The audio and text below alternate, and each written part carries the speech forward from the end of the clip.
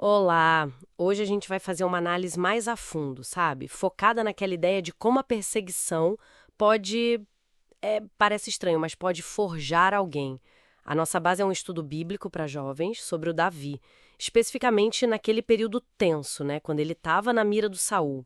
Uma perseguição implacável mesmo.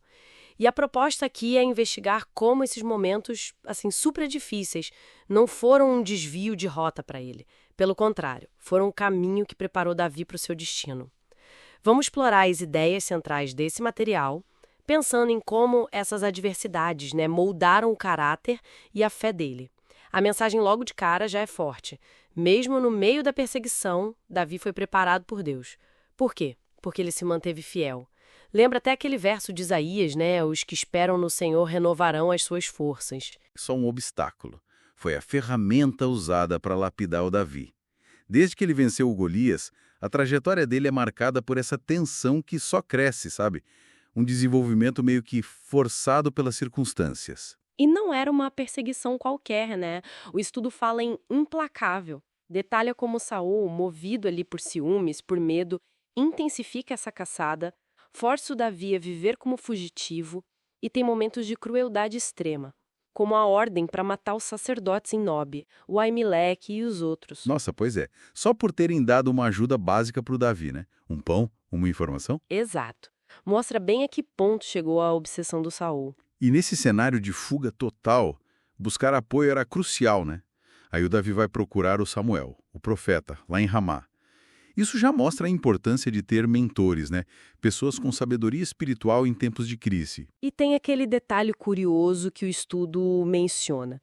Quando Saul manda os homens dele e depois vai ele mesmo atrás do Davi em Ramá, todo mundo acaba profetizando. É incrível, né? Uma demonstração clara de como Deus pode agir, assim, por cima dos planos humanos, até dos maus planos. A soberania dele ali. E no meio dessa hostilidade toda, tem um ponto de luz, né? A amizade com Jonatas. Ah, fundamental. O próprio filho de Saul. Pois é. E a lealdade do Jonatas ao Davi, a aliança que eles fazem, é um testemunho muito forte, como diz Provérbios, né?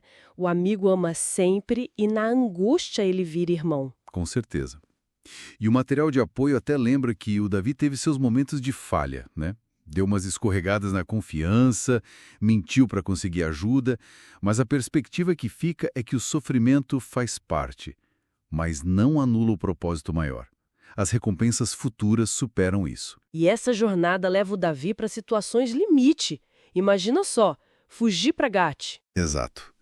A cidade natal do Golias, território inimigo total. E para sobreviver lá, ele usa uma estratégia. Desesperada, né? Finge que tá louco. É um momento que parece de humilhação, mas que revela também a proteção de Deus agindo de formas inesperadas, até em solo inimigo. Isso me faz pensar sobre a provisão divina, né? Como ela apareceu de formas diferentes.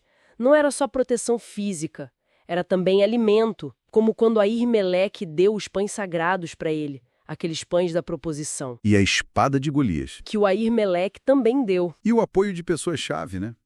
Como Jonatas, que a gente já falou, e depois a Abigail, aquela mulher sensata. Verdade, a Abigail impediu que ele fizesse uma besteira por impulso. Sim. E essa coisa da espada de Golias é muito simbólica. O estudo usa isso bem.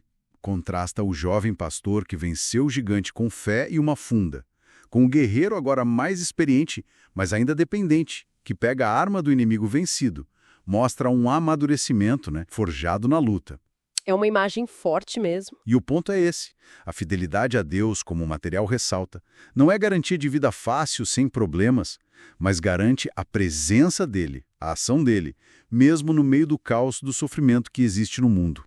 E tem outro momento fundamental nesse aprendizado, o tal tempo de caverna. Provavelmente em Adulão, né? Onde Davi escreve o Salmo 142. É um lamento muito sincero ali. Totalmente. Uma expressão de dependência total de Deus no meio do isolamento, do medo. É um lugar de muita vulnerabilidade. E é justamente ali, nesse lugar que parece de fraqueza, de solidão, que a coisa começa a virar. Davi começa a atrair gente. Homens endividados, aflitos, desgostosos. Pessoas quebradas, né? Que se identificam com a dor dele. Exato. E é ali, compartilhando essas dores, aprendendo a depender só de Deus, que Davi começa a ser formado como líder que ia unir Israel. Então as dificuldades, a perseguição, o deserto, a caverna, foram a escola dele, na verdade. Sim, e tem um padrão nisso, né? O material lembra do José, que passou 13 anos na dificuldade. Moisés, 80 anos, antes de cumprirem suas missões. É verdade? O sofrimento, embora seja doloroso e muitas vezes consequência de um mundo que está quebrado, né? Ele pode ser usado por Deus para nos moldar. Exige confiança na graça dele, mesmo quando tudo parece perdido. O subsídio 3 do material reforça isso. E aí a gente chega na conclusão da lição que amarra tudo isso. A mensagem central é que essa forma como o Davi foi preparado é inspiradora. A formação dele veio tanto dos sucessos quanto, e talvez principalmente, das lutas. Sempre com o Espírito de Deus ali presente. Sim, a conclusão fecha bem. A jornada toda do Davi, com vitórias, fugas, fidelidade, até fraquezas, mostra como Deus forma um líder. Não apesar das dificuldades, mas através delas. Desde que exista um coração disposto a confiar e aprender. Então, resumindo nossa conversa, o ponto-chave que fica dessa análise da trajetória do Davi é que aquela perseguição implacável, as lutas constantes, não foram só infortúnios. Foram, na verdade, o processo divino mesmo, para forjar o caráter, a fé e a liderança que ele precisava para a missão que tinha pela frente. Fica a reflexão, né? Olhando para a nossa própria vida. Quais seriam as nossas cavernas? Ou as nossas perseguições? Aquelas situações difíceis, talvez dolorosas, que podem estar, quem sabe, de forma inesperada, nos preparando, nos ensinando algo, aprofundando nossa relação com Deus, mesmo que a gente não perceba na hora.